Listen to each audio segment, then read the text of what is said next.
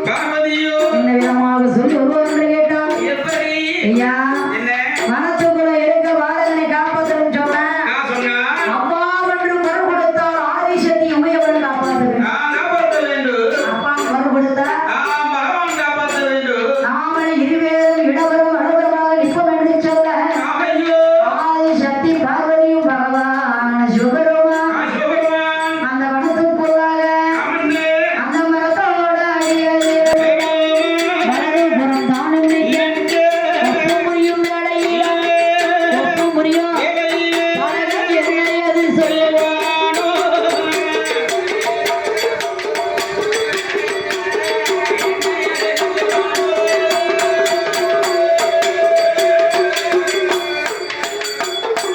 பாலகன் ஒப்பு முடியக்கூடிய வேளையில் அவன் அப்பா என்று சொல்லி மறந்தான்.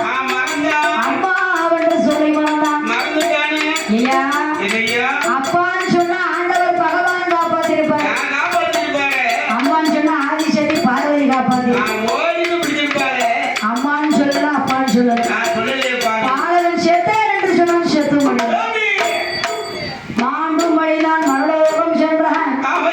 செத்து மடிதான் சிவலோகம் சென்றான்.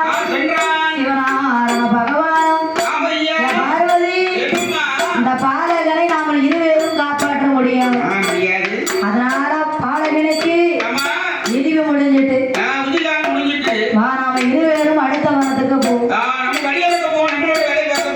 இருவாளரும் அடுத்த வனத்திற்கு எப்படி வராங்க? இறந்தவா நாம் தங்க அடந்து தங்க அடந்து வரபோது அத்துவான கானகத்தில்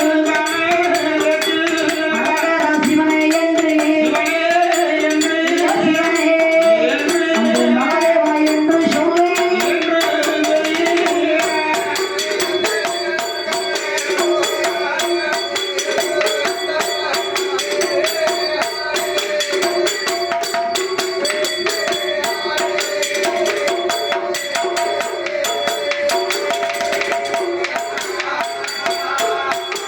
அந்த நல்ல வனமதில அழகே பகவானே ஈசனே இறையோனே உங்களை தானித்துக் கொண்டு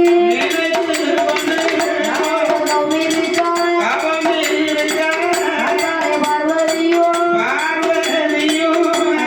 சிவபெருமான் ஏ அம்மா பார்வதி அந்த வனத்துக்குள்ள அரகரா சிவனே சம்போ மகாதேவா என்று சொல்லி